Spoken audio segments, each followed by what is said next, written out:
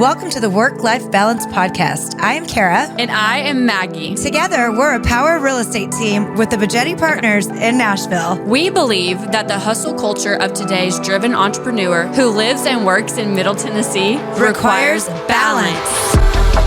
Hey guys, welcome back to Work-Life Balance with Kara and Maggie.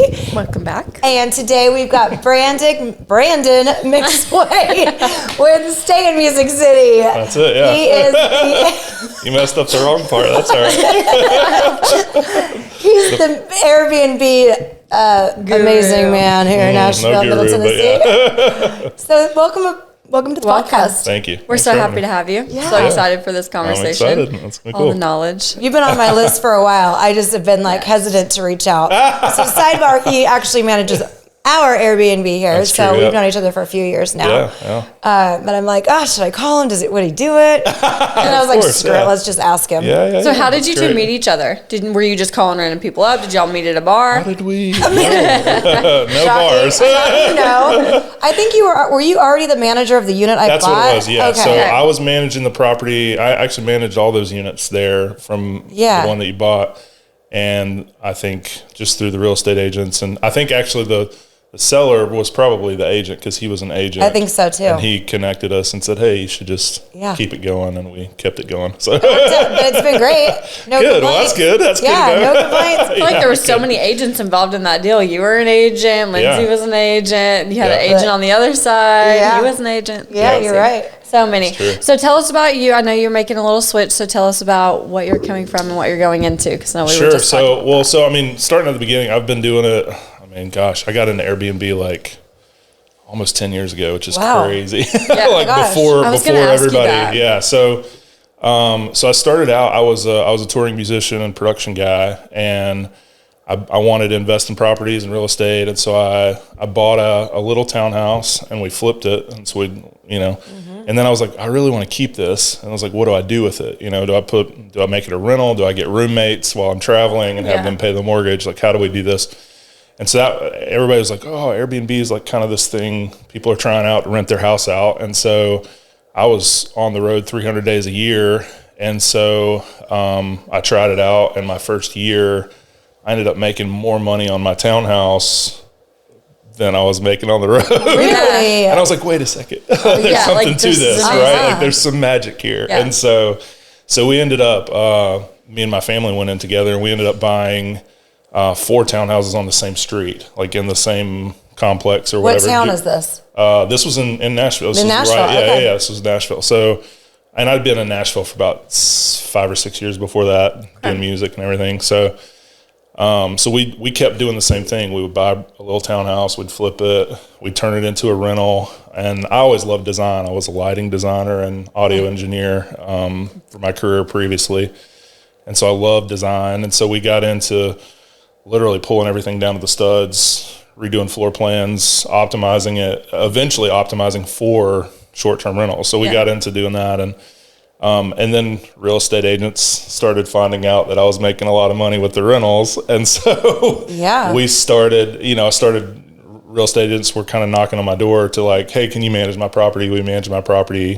I'm going to buy a few, manage my property. And so that's where kind of the management company was built out of. So we were originally doing it for ourselves as investments, and then, got into it. And then me and my wife got pregnant, and I was like, I don't want to travel anymore. And so I made the transition of out of music solely into real estate and just, being home for my kids and all that kind of stuff. So it's been, I love that. I have to ask because I know I'm probably an annoying owner, and I don't know how many do you have at this point? So we're down. We were at one point at about 75 properties. Okay. That's a lot. We're back down to about 20, 25. We're back in a growing spot because COVID really did a number on everybody. So like, especially the owners that bought, a lot of owners bought kind of as their first investment property in Nashville because everybody's like, oh, Airbnb's doing great. Mm-hmm. Everybody's making all this money and, I own a house in, Brentwood or Franklin or wherever. Let's buy a house in downtown Nashville and have an investment property because they're doing so well. So a lot of people got in And then when COVID hit, everything, I mean, the whole world stopped. You know, Right. literally our you know, number one, you know, demographic of guests, like, could not travel. Like, Sure. nobody was allowed to travel. So everybody, you know, all the owners that it was kind of their first property or they weren't used to investing, Freaked. they freaked out. They didn't have any other exit strategies. They didn't have any pivot points. So they were just like, okay, well, if this doesn't work, we have to sell. And so then you go through this, you know, just this process of everybody moving properties and losing properties and selling properties, and you gain some of the properties back, like we did with yours. Yeah. And then some of them, you know, sold to people that wanted to live there. Some of them sold to people that wanted to do long-term rentals. Yeah. You know, just a lot different of turnover. transitions, right? Yeah. So you know, we lost a bunch of properties through that, and now it's kind of been, you know, an uphill Building back battle up. to build. We're in a rebuilding phase, and really just we're reworking the whole business model of how it works, because it's a few other things have happened since COVID. So it's like, COVID happened. Nobody can travel. Post COVID, when the, you know, kind of the gates reopened, you know, everybody went nuts, and all the years that they couldn't travel, now they want to travel. So they all did that, you know, in like 21, 22, late 21, 22, really. So 2020, People were traveling. COVID you couldn't travel. 21, late 21 going into 2022, everybody that couldn't travel started traveling. Everybody wanted to be somewhere. They didn't want to be at home anymore. Right. They were home all the time. Forever. Yeah. And so it really was an overcorrection of the market. So it was like, you know, people were paying more than they normally would. And a lot of people had, you know, had government grants and money that came through SBA loans and all that kind of stuff. You know, so they were using some of that money. And then we get to 23, and it kind of, what everybody's kind of said is like, you know, it kind of evened out then. So it was like, oh, okay, well, they've spent their money, they've done their travel. Now kind of things are going back a little bit more normal. And I think too, for our industry, for short-term rentals, you know, what happened at the same time kind of simultaneously was, even later in COVID, when people started going back to work, like construction continued. I mean, you couldn't drive in Nashville for seeing 20 cranes downtown. For sure. And like, it was nuts. So, and most of what they were building were hotels. So, you know, so 2021 and 22 start coming in, and they start opening all these hotel rooms with really high-end hotels with lots of amenities, and a lot of buildings that are kind of between short-term rentals, being like a house short-term rental and a hotel. And it's like, oh, you can Airbnb these rooms or these condos, but we also have a pool, and we also have Like a the one bar. in the And we also Gulch. have, we also have amenities that you can't offer as a home, you know? So there was a lot of competition that came in. So it really, like, not only overcorrected, but it kind of, and smoothed out. It was like, oh, now we've got lots more competition. You know, 100%. we have to be better. And so what happened, and from our standpoint as a management company, post COVID, everybody wanted to manage Airbnbs, because I think through COVID, people found out, oh, you can travel and work for a month wherever TikTok. you want, and and like work, you know, do your work remotely, because a lot more people are working remotely. Came trend. And you can just rent Airbnbs, and it became a really, like, you know, thing for people to buy a property or rent their property and go work remotely somewhere else while they're renting their property out and that kind of thing. So a lot of these like transitions happened in those years. And so it really affected our business. And that's where, for us, like, now we're going through kind of another change in our business to compete, basically, and to get better, and to, you know, for us, add properties, but also just keep occupancy up, keep rates up. It's really, really tough. I mean, it's like, you know, it used to be, you know, 2018, 19, in my opinion, like 2016 to like 2019, and even on, like, into pre-COVID, like into 2020, right before COVID, like, you could basically put anything on Airbnb and rent it out. Like, it would just rent. Yeah. Because there was just no effort to so it. much demand. Yeah, there was so much demand. There was not enough supply. And at that point, people were still renting out bedrooms in the back of their house, or, you know, mother-in-law suites, or, you know, or dadoos, like, built onto the back of their house, you know. And Now you've got professional investors coming in and buying 3 and 4 bedroom townhomes and houses and all these properties, and now they're all available.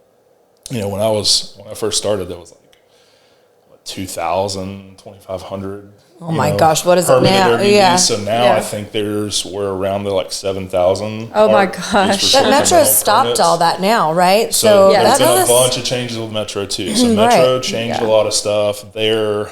I can't remember the exact number, but it was something like, I feel like it was like 27 ordinances that regulated Airbnb and short-term rentals. And it was very quick. Like it was within like 2 years. It was like, I felt like I was at every city council meeting for a couple years. And we were making T-shirts and fighting certain regulations and, stuff that just didn't make sense. But, it was nuts. So it really became, it was kind of Wild West years and years ago. And now it's very regulated in Nashville. It's very. But I feel like, don't you think that's a benefit to the Airbnbs now that they're minimizing the amount of permits that are going out? That keeps as kind of a very special niche that we got into prior to the flood. Yeah. And then, you're competing against the hotels. But, I mean, the way that when John and I travel or when we travel with our friends, we usually get an Airbnb because it's less expensive. Yeah. And then you can cook and you don't have to worry about the hotel vibe or whatever. And it's so you can get a room cheaper. Then you go and spend $5,000 or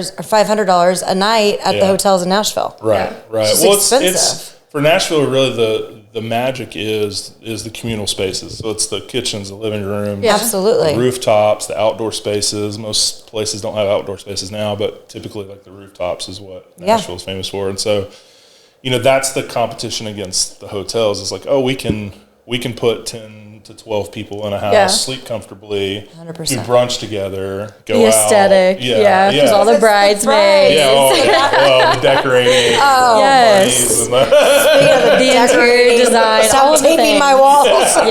So when did you start to see a switch on just the Airbnb performance after they started doing all that with Metro, or have you seen a switch now? Because I know it's all in the media right now. It's up and down a lot. So it's like, with Metro, when Metro started putting the ordinances through, there was still so much more demand than there was supply, and so it was there was a lot. It was still pretty quote unquote easy. I mean, it's not an easy business at all. Property management is it's terribly hard business to do. But as far as getting bookings, was easier. Now, years later, it's kind of, now you have to compete. Now, I went on, for years, we had, multiple properties and more properties than we have now. And I couldn't remember a weekend being open during the season. Everything would work on the weekends. Every single weekend, all through the season, from March to October, we never worried about booking weekends. And now we have great properties that have open weekends, and I'm just like, what is happening? Yeah. And so I started going. I started making it a ritual on Wednesdays and Thursdays to look at other available properties for the weekend and be like, is it just me? You go through the crazy time, the self check of okay, are we doing something wrong? Is it just us? Is it everybody? Right. Is it trying whatever? to feel it out. Trying to feel and for the most part, almost every weekend I would find 600 to 700 properties still available for the weekend. Holy moly. And good properties. Not do you know how many it was before or no? Because you were getting bookings, you weren't paying attention to it, right? Because you're booked. And right. so, but you're like, our rooftop properties aren't booked. What is going on? But do you think that that's because we have less people visiting, or you think that they're staying at a hotel? No, I think it's a combination of, I think there are more hotel options downtown, right? And I think everybody wants to be where the action is. Every question every question we get is what's walkable from the house, and you're like, oh man, some of them nothing. Some of them are built in, right? But it's a super quick Uber, right, exactly, right. But and then and some of them are decent walkable areas, but they're looking for step out of the hotel, hear the music on Broadway. That's what they mean when they say walkable. 100%. They just assume And so, especially people that haven't been here before, don't know Tennessee very well, or Nashville. Yeah, they don't. Right. Everybody assumes for whatever reason that we're New York City, where everything's. I know. You walk and you grab a taxi and you jump to another area and you walk around.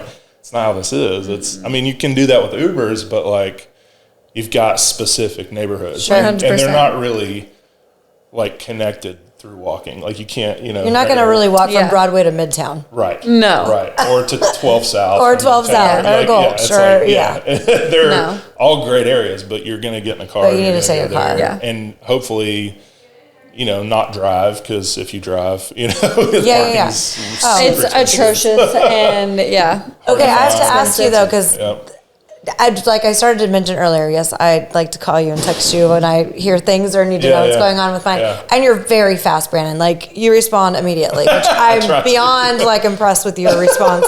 And all of our reviews on our site is all like how fast responding you are. So cheers to you on that. Well, thank you. Good. But I'm curious how, what that team looks like that you've got behind the scenes, because if you were carrying 75 Airbnbs and people are complaining about, the HVAC is out this tonight or the plug, whatever the BS concern is, right? I'm sure there's a lot. Yeah. So how does that? It's the team. So there's a personal touch on the side with the team. There's also a lot of automation. So we have automated messages. I've spent 10 years literally what my job is to troubleshoot. Okay. So we just troubleshoot issues. So any issue that we have, we've probably had before, and we probably will have again. So it's my job, and this is the way I look at it, is okay, how can we, cut those issues off at the pass? So, so for instance, everybody wants an early check-in. Everybody wants a late check-out. Mm-hmm. Everybody wants to know, what's around, all these things. So all the stuff that we constantly get, questions on, we give them that information before they ask typically. We send out a message, saying, hey, just so you know, we know you're going to book an 8 a.m. flight and and you can't get in the house till 4 or whatever if it's a same day turn. We offer literally, partnerships with baggage storage. So that's cool. They'll store your bags for the day. That's you can go, explore Nashville and whatever. That's great. I didn't know that. Yeah. Well, we offer lots of stuff. Okay, that's cool. Yeah. So we try to. A lot of those issues are just consistent with guests over and over. Right. The other thing we do is we send out digital guidebooks, and it's a twofold purpose for the guidebook. So every house has a guidebook, and every guest gets the guidebook. And the guidebook literally is we spent a ton of time on it, but it's literally almost every restaurant in Nashville, every hotspot, broken down into where do you go for brunch? Where do you go for breakfast? That's amazing. Where do you go for dinner? Where do you go for people need that when they travel. They do need that so bad. Oh yeah, and so but it also has specific property information. So it's here's what the front door looks like. Oh wow. Here's what the door lock looks like. Right. You press the code in here. You enter this. I mean, it's literally to the foolproof. I love that. As it can be. Yeah, it's foolproof. It answers as many questions, because then what we do is we're able to say, hey, if they ask a question, hey, that's in the guidebook, here. And we can actually send, because it's all digital, we can send links and do that kind of stuff too. That's awesome. But typically we try to do all that. So you just create that as soon as you acquire a new property. Oh, yeah. You just go ahead and knock that out, and then you send it from then on out. And part of it is, Nashville specific. Right. So that's already kind of built. And then we go in and we design the property specific stuff for each guy. That's wonderful, because like you said, it takes those initial questions that they're going to bother you about right off the bat. Oh yeah. Everybody asks the same. And then how many calls do you get in the middle of the night? Yeah, that's what we're always curious about. You know that, right? It's a lot. You don't want to manage your own property. It's a lot of work. You need him to do it for you. Yeah. It's not as many as you would think. It is bad when you get them. The worst ones are really air conditioning issues. People are in hot houses or cold houses during the winter. That's the worst, because then you're there has to be an immediate attention to that. Sure. Someone has to go out. We have to address this. Other than that, we don't get a lot of overnight stuff.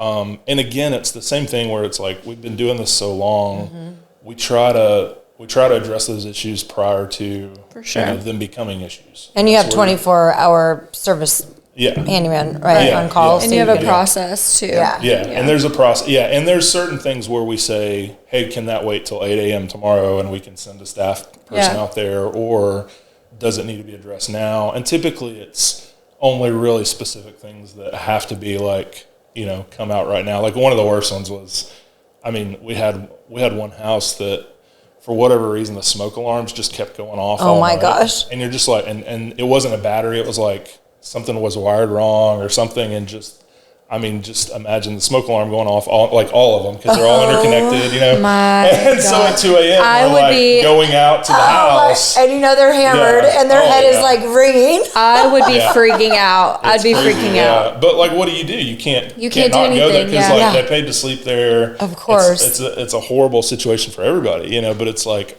okay, there's no other solution than then get up and go. And going to the house. And do you have some good stories to share? Oh, I can. Share some stories. We can talk all day about. Will you give us a couple? Because that's so much fun. Share some stories, and I want to hear about a day in the life, like what your daily routine looks like. I always tell people, don't take a black light to any Airbnb. Oh yeah. Because save yourself. The girls and we have a lot of bachelorette parties. I'm assuming bachelor parties of mine too, because we have a rooftop. Yeah. So whenever I go in and I'm like, oh my God, penises are still everywhere on the walls. Like the worst is we know we have bachelorette parties. We know all the decorations have phallic symbols and things. Yes. We know what happens. My wife has never had to buy materials for a bachelorette party that she's ever gone on. She's like, oh, these drawers are full of napkins and oh my gosh, that's so funny. They just leave whatever. They just leave they leave it all. The worst part though is during the weekdays where we have a bachelorette party on the weekend and the cleaner does everything they can to get all the things out, and then the 60-year-old grandma comes in on Tuesday and checks in, and she's like, I found this thing under the bed, which has happened. Oh my God, stop it. Oh my God. Poor grandma. Poor housekeeping too, though. Oh yeah. They get such a bad rap because they're like literally there's glitter everywhere. Oh my gosh. That is shaped in a certain shape. And you're like, you gotta clean it up, but then like you miss that one under the bed. I know. Thing that. And it's like left, you want to make rules, like, okay, like we always talk about tape on the walls, which is like, I wish they would stop that because it rips the wall off. That. Oh, we've offered like putty kits and like all kinds of stuff, and it's in the rules, of course. And but they don't. They don't listen. They sprinkle it everywhere. Yeah, well, you get 12. You get 12 people in a house, and you tell 2 of them the rules, and the other 10 are like, "Oh, we already did that." Yeah, exactly. Too late. Told us too late. What I could not imagine though is having an Airbnb in Florida or Alabama or somewhere on the beach and having them track sand in and out all the time, because you just can't clean all of that up. There's just no way. Right. Well, you just have to understand it's a beach house. Yeah. It's the same thing with this. It's kind of like we do everything we can to touch up walls and do all that stuff, but it's like we can literally paint a house and the next week it needs touch-ups again. Right. So then it's always like, okay, when do you mitigate that? Like, when do you go in and change that? Is it once a month? Is it every week? Is it, it gets expensive. You got to pay people to do it. It's like, somebody's got to do it. So it's like, that's probably the toughest part with the bachelor parties of Nashville is. I think that's part of the beast of it, though. Like, if you're going to buy an Airbnb here, you need to be aware that that's your clientele. Yeah. It's not, unless you buy maybe in like the Vandy, Belmont area, and that might be mom and dad's coming in for college weekends. Yeah. Right. You get more of that, but there's still or a mix business of both, people, doctors. Yeah. Right. Yeah. But like downtown Nashville, we're here to rage. Yeah. So your house is gonna get raged. Right. We're here to rage. What it is. So and that's the thing. We tell people, we've had my wife does interior design for Airbnbs, and we've managed a ton of them, and every time we furnish a place, we're like you have to understand. Yeah. You need replaceable items that can be replaced. You don't want to spend. I've had people be like, "Oh, I'm putting a $5,000 chandelier in the dining room just to." They're just going to hang from it. They're going to ruin it. Don't do that. Yeah, they're going to ruin because that. nobody nobody knows. I know. And nobody cares. They want nobody to look respects nice. Your stuff like you do. Nobody respects your stuff like you do. And they don't know that it's worth that. And even if they did, does it matter to them? Correct. You know what I'm saying? They're paying to rent the place. And their attitude on their side is, we paid to rent this place. Not that they're going to destroy it, but they're going to have a good time. And they're going to do what they're going to do, you know? They're going to get drunk. And it's going to happen. Somebody we had on recently, she doesn't do Airbnbs, but she, what is Evan? Evan does more of like interior design. Yeah. But she said pianos is like a big trend right now in Airbnbs. I'm like, those are thousands of dollars to get a piano, and then they're just going to ruin it. Like I would not, as an Airbnb owner, put a piano in just to meet that trend. That's like I feel like specifically Airbnb. So Airbnb is, there's a few different things. Airbnb is an OTA, which is an online travel agency, right? So like they're just a booking website, right? But they're the monster, right? Like they're the biggest in the world, and so all of their trends, now they have things like that where it's like, oh, you can press a button and see all the houses with pianos or all the houses that are, A-frame cabins or whatever. Yeah, the filters. And it's like, so now everybody's pushing to, okay, well, we need those things because that puts us in a category. It puts us in this and puts us in that. And it's like, does it really matter? Yeah. Does it really matter? I think what it is traffic. And I think that's what it comes down to is, okay, well, we're in a category that's smaller. Right. More people see us if they want this thing. Right. 1,000 properties in Nashville have pianos or whatever it is. 100%. Versus 7,000 properties that have, rooms available. I'm gonna leave it like it is and call it a rooftop, and then you can look up because everyone's that. So that gives us like a leg up. But well, and that kind of I mean, defines what we're redefining with our business specifically is marketing and remarketing with our clientele, with our past guests. And our thing is a couple things. We're actually kind of very we're very anti Airbnb now. Like we're very like we still use it. We're still on there. But that's why we have our owner thing. We have a direct booking website. So the thing you have to understand is Airbnb they kind of cover it up, but like they tell hosts, we take 3% service fee on the host side, but then they used to charge 13 to 15% on the guest side. So now they're up to like 20%. Holy cow! Yeah, so people don't want to book it. So well, you have to think like for us to rent a house out. And now you're talking 20 to 23% of every single booking just goes to Airbnb. Like owners don't see that. I don't see that. Nobody sees that. Just goes to Airbnb to get the property booked. Right. And so with us, what we're doing, and I think a lot of professional hosts are moving this way from like conferences I've been to and stuff. And it's just, it's direct booking because that 25%, we can charge less than Airbnb, give you the same product, give you the same stay, the same experience, and give you the same service. You make more money, we make more money, and the guest saves money. Yeah. Like the guest can pay less and get the exact same thing, and we all make more money. It's kind of the shop local versus shopping at Walmart. Sure it is. But Walmart's more expensive. It's Airbnb is going to be more expensive. And so I like that because like you said too, you're remarketing to all clients that you've had in the past. Right. So you have probably you've been doing this for what? You said 10 years. Yeah. So you have a huge database. And we've got, like 15,000 emails. It's a lot. And now that we're focused on it, we have an entire marketing system. So like if somebody visits our website, now they're going to see ads on Facebook and Google and YouTube and all those things. And we're actually pushing people from Airbnb to our direct booking website. And we're literally saying, hey, we'll give you extra services and extra later checkouts, earlier check-ins, anything that we can do to say, hey, book and it's going to be cheaper. Yeah. We're going to give you extras and it's going to be cheaper and the owners can make more money we can hopefully make more money. So it's like, it's a win for So does everyone. that become a conflict with Airbnb? Like, that's what I was going to ask. Coming after your asses, like, a little bit. that's what I was going to ask you. How do you advertise that through Airbnb? Go into that. There's strategic ways to do it. We're not. Don't tell your secrets. Yeah, well, we're not blatantly saying, there's ways. You know, on our Airbnb listings, but we are kind of like alluding to, you know, hey, this is a better value, and we're branded everywhere. So when I first started, it was Brandon McSwain, you know, on the profile picture, and like my story, and like me as a host, right? Yeah.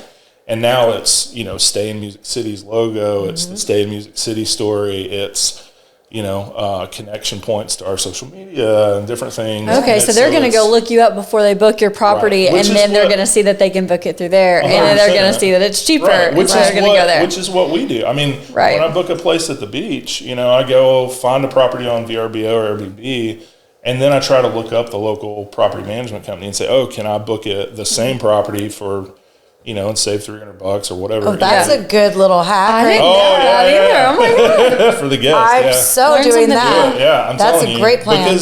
Because it's cheaper. Yeah. I mean, it's literally cost less to do the same thing. They want you to do it. Yeah. So actually, to that point, when I moved to town, I was going to do an Airbnb until we figured out where we were going to land. Yeah. So I found this place downtown Franklin, and it was ridiculous. Airbnb, like, to do month at a time. Oh, yeah. Oh my gosh, it was. I can't even tell you the numbers it was. Yeah. But I got a hold of the host like through another avenue, and you can't like give your phone number out through Airbnb. So she was like encrypting stuff to me, and I was like, this is going like this. Airbnb blocks. Wait, what? Wild. They block numbers, so you can't. They block all contact information until you're booked. Then once you're booked, you can exchange emails and phone numbers. Yeah. But so you have to do 93 and then type 1. Her phone number. And I finally figured it out. So I got a hold of her outside of it. Right. And I rented it through them as just like an owner tenant. And it was way cheaper. Way cheaper. Fraction of the cost. Oh, and we have a handful of like 30-day plus properties that we manage too. And it's the same thing. Like, because if you think about paying 20% on top of a monthly rent, it's so much. It's crazy. And it's crazy. Like, it's all going just for you to book through a website, you know, and it's just not worth it. You know, when I started, Airbnb was the thing. It was easy. It brought a lot of bookings and a lot of revenue for the properties easily. Right. Now it's not. It's not easy. Their support is horrible. Their host support is awful.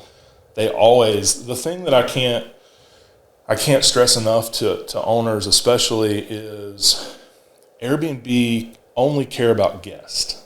So I always use this metaphor of like, it's kind of like a ladies' night at a bar. Yeah. It's like, oh, ladies get in for free, right?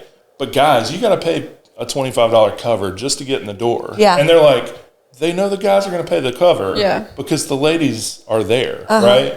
So, like, it's the same thing with hosts. It's like they know hosts are going to use Airbnb because they have billions of users. Right. Yes. Sure. Everybody, and people even, you know, they coined the term. Like, their marketing's so good. Like, people don't even say, I'm going to stay at a short-term rental or a vacation rental. So, I'm going to stay at Airbnb. That doesn't exist. That's just what they've created out of their marketing. It's like, I mean, you don't say I'm going to stay at a VRBO. Okay, that's what I was going to say. Like, that's a great analogy, though. How did they? I mean, because VRBOs, I mean, to me, been around longer. Yes, and we used to use it all the time. Yeah. What makes because you're not a VRBO host, also, right? We are, yeah. Oh, you're both. We list on both, yeah. Okay, so what makes Airbnb such a hot commodity compared to VRBO? I have no idea. Okay. I think it's their. I mean, maybe it's their branding. It's marketing. It's just branding and marketing. But do they charge as much still on VRBO as Airbnb? They charge a decent amount. Yeah. Okay. So there's still fees and stuff that go in there too, but they're a little better, but it's like it's just a different. Same business model, different. I feel like it's the same shit. You look at a town and here's your options. For sure. Yeah. I mean, I don't know. Yeah. So tell us about what a day in the life looks like for you. I mean, are you? I know it's different. I know it's different every day, but do you have things that you have to get done every day? Like, what does that look like? I mean, it's like owning any small business. Like I'm, being the owner of the business. Luckily, I've gotten to a point now where I'm more of I've always been a vision-driven person. So I'm always 20 steps ahead, and then we're trying to catch the business up to what I think the big ideas are and the next moves are. And my team is always like, trying to catch up to that. I love that. Which is good, but but I mean, the day in the life is really, I've outsourced, like I said, we've automated a lot of the systems. So now really it looks like it's systems is what I'm looking at. So like, how do we better the guides? How do we better maintenance? How do we better, guest experience? Like, what does the guest experience look like? Right now we're working on partnerships with service providers. So we've got, this is crazy. We've got, options for like chefs to come in, cook brunch, cook dinner, the guests pay for it. And then potentially we take a small profit, and we're working on a profit sharing, program with our owners. We're like, hey, if we're going to make profit on something in a service in your house, why would we not give you money? That's such a Napa Airbnb thing. Like when we get the brunch, the chef comes in, get your brunch going. My favorite, because I love this, is the Japanese hibachi. They'll bring a hibachi grill. I saw somebody did that the other day. And they'll come and do it at your house, like on a rooftop or whatever. That's great. That's so cool. Some of my friends did that the other day at their house for a birthday party. Oh my gosh, I love that. That's so cool. So like, can we bring them in, upcharge us a little bit, make them owners a little bit more money, us a little bit more money. Same thing. Like rooftop yoga. We've got van services. There's like pontoon boats that'll take you out on the lake for the day. Oh my gosh, drop you off. Those kinds of things. That's a great idea. There's tons of like creating the experience. Yeah, creating experience, because that's what people are. They're going to come here.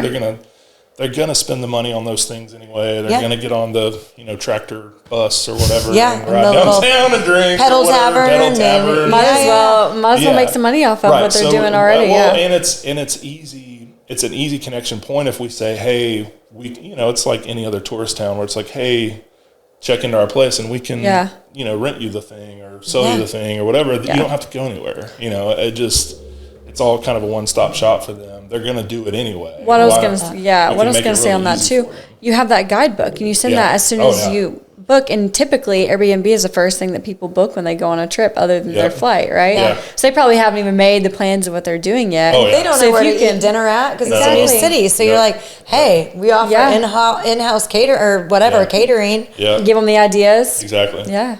Well, I wonder if this might be stepping out too much, but I wonder if you could create... Because my mind starts. Oh yeah, she is very much like that. This is the fun part. This is the fun part. I'm wondering if you could create relationships with restaurants in town as well. If you're sending groups of 20 girls. Yeah, we're working on a lot of that stuff too, and even like. You never know what secrets to give away. We'll brainstorm later. I know. But like we're talking to even like there's no pools in Nashville. Like houses just don't have pools. Like unless you get like a big house somewhere in downtown Nashville, there's no pools, and so everybody's like, "Oh, we're going to go to a pool." A rooftop pool, yeah. So I mean, we're working on partnerships with that too. Where we're like, "Hey, can we offer club passes for the Virgin Hotel?" I was going to say, the W. We went to go to the pool there this weekend, and you can't get up there unless you're staying in the hotel. Which, if you could create some sort of a day pass for and partnership, I love that. You'd probably have to know somebody to get that done. But I think you could probably get it done somehow. There's a couple $100. There's great ones like the Dive Motel, which it's divey. It literally is the name, but I don't even know that one. Yeah, they sell day passes, and you can go out. Non-guests can go use the pool. That's cool. So that's so true, though. Nobody has pools here. A lot of that extra, and our goal again too is to not necessarily offer that on Airbnb. It's like, hey, book direct with us. We're gonna give you all these things, give you all these options. You can literally, when you check out on your house, you can book hibachi or book this or book whatever. That's so cool. I love that. We can connect the services to them. I see this being huge. Are you in the beginning stages? Yeah. We're just getting everything rolled out. Yeah. So I love this. It's working on partnerships. It's working on, I'm totally going to rent one of your Airbnbs. Hey, let's partner. You put us in your little guidebook if you're looking to move here and need good realtors. We need to incorporate that. So another sidebar. We'll do that after. Well, our other sidebar is we are working on a realtor program. So we're working on, we want to build and we're trying to grow. And part of that is, I built the business on realtor referrals starting out. And a lot of people were selling all these complexes were coming out and just 40 units, 60 units of Airbnb. And so we'd get 10 at a time kind of a thing. It's amazing. It's a little different now because it's kind of a lot of that slowed down, but they're reselling. So they're reselling a lot of those properties now. Sure. A lot of people that bought on the first wave are selling and that kind of stuff. So, but we have a realtor program that we're rolling out where we're offering even like commissions on signed contracts, training, because I feel like there's a ton of realtors, of course, in Nashville. It's a big real estate town, and a lot of people don't understand our business. Right. Like it's an Airbnb. It's going to make you hundreds of thousands of dollars a year, and it's like not real estate. It might gross X amount, right? But like you as owner, unless you're doing it yourself, it's a business. Like it's an expensive business. I mean, you've got management, you've got cleaning, you've got services, you've got maintenance, you've got all these things. So and now the prices are so high that the numbers don't work on most of them. The numbers don't work on most of them. And so, we get I still get a lot of projection and pro forma requests for properties. And a lot of times realtors can't even use them or we don't even, I respond and I'm like, I can't make these numbers make sense because they're literally going to lose money, just because the house costs $1.5 million. Sure. We can't make it make more money. Right. And a lot of that has to do with the regulations. So this is what people don't understand. It's like you can spend more on a house, but at the end of the day, the regulation for the top end of short-term rentals in Nashville is 4 bedrooms and 12 people. And that's the largest that's the largest occupancy you can have in a short-term rental in Nashville. I didn't know that. Didn't know that either. Okay. So if you divide 12 by what people are willing to spend on Airbnb, and you're like, if it's $50 a night, $600, it's not much. That's good, but not great. Yeah. But like a $1.5 million house, they'd have to spend $600 a piece, to make this pay for those itself. little bachelorettes are not doing that. They don't do that. They're coming because in they're young looking for value. Exactly what you said at the beginning was we can rent a house, we can all have bedrooms, we can have the kitchen, and it'll be cheaper. But you can't do that because they're going to go book 12 hotel rooms at the Virgin Hotel, for $500 a person. Exactly. Oh my God. Absolutely. It just doesn't make sense at that point. It doesn't, especially if you're going to pay that much. So the regulation does, affect those and so the market's just so different. And that's where we get a lot of properties too where, I won't throw anybody under the bus, but like real estate agents want to sell houses, right? And then we get stuck having to live up to those numbers a lot of times. So it's like, your real estate agent told you would make X amount. I tell you that because again, that's our stay in the lane because we don't know. And when I was selling that one over in 12 South, and I had you go look at it, I'm like, give me your true opinion, because I'm not trying to sell a $2.5 million home anticipating that they're going to make $8,000 a month or $10,000 a month or whatever. It's a beautiful home, but I'll tell you on that one, he's having a really tough time with that dad in the city. Like the metro is just even on a non-owner occupied. Yep. So anyways, another side note. They're very regulated. They're very regulated, but it is important as agents like that we don't spit numbers that we don't know because you're right. Like I can tell you from our performa from 2 years ago does not look like today's performa. Oh yeah. Right? It's changed. So and this whole Airbnb bust thing that was coming out, like it was a true thing, and maybe we're gonna slide out of it. But I think you're doing the right thing with pivoting, making changes, like correcting things. Right. Yeah. Well, and what we're trying to do as our business, the changes we're making is we're actually, again, we're rolling out a bunch of new things. We're literally revamping everything. But for the owner side, which we'll talk about this later. Yeah. But we're rolling out a program called fee-free management. So we're literally our goal is to be able to make our money off of those service fees with direct booking. And basically, if you look at a pie chart and you say, hey, a guest is going to spend $2,000 for a weekend, and Airbnb takes 25% of that. And then over here, if you book direct, and they're going to spend the same $2,000, what we would rather do is take Airbnb's cut and give our owners back their 15 to 20 to 25% management fee. Well, that would be cool. Right. I think all your owners would be super happy. And that's what I keep saying is like, that's the way for everybody to make more money. Right. Is direct booking. And for us to, because we're offering exactly the same thing. It's exactly the same service. It's the same cleaning service. Yeah. And we're offering bonuses and that kind of thing. And they save money. It's and like the partnerships too. Yeah. Make money off that as well. Right. So you're making more or the same, if not more. Right. doing it that way. That's exactly. Yeah. That's a great idea. Well, and you have control of it too. That is such a great idea. If you go in and you say, hey, we can, bookings aren't moving, we can say, okay, well, let's charge a little less service fee just to get more occupancy up. And, we may not make as much money through the slow season, but we have occupancy and our owners are still making money and we're still making money. And it's like, that's different from like with management contracts, you're locked into a percentage for the life. And it's like, well, if I came to you and said, hey, I need to charge you more this month, you'd be like, no, but if I came to you, I was like, I think I'll take it down this month. Yeah. And you're like, okay. But it just doesn't really work that way. Right. So but we can have a lot more flexibility with being competitive too, pricing wise of that, because there is so much more margin there to play with, and everybody wins at that point. So so that's our whole new push and new. It's good. It's good business stuff. model, and it's we're all rolling about. it all out. And I know. So you're about the Airbnb best, I'm guessing. It sounds like he's agreeing with it. He's like, forget Airbnb. I'm stepping out of that, doing my own thing.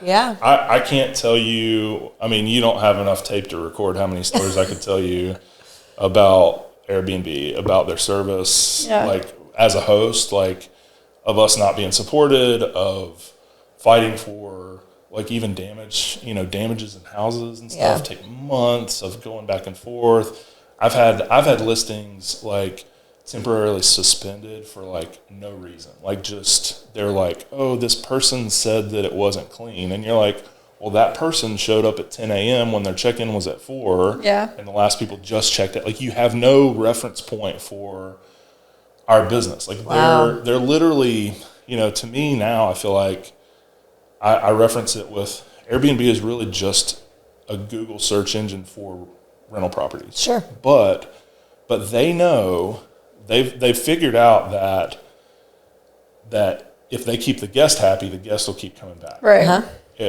But they know if they don't care if they keep the host happy because we need them, right? That's the whole deal. Everybody needs them. Sure. And they like know that. Right. Yeah, there was 600 listings, They 100% know that. Yeah. And so their whole business model is built on that. It's the same thing as why they don't allow you to exchange numbers and emails and stuff, because they know people will point them towards a different avenue of getting the same product. Absolutely. They don't want you to sidestep them because they're a big search engine, and they're not offering anything. Right. They're just offering.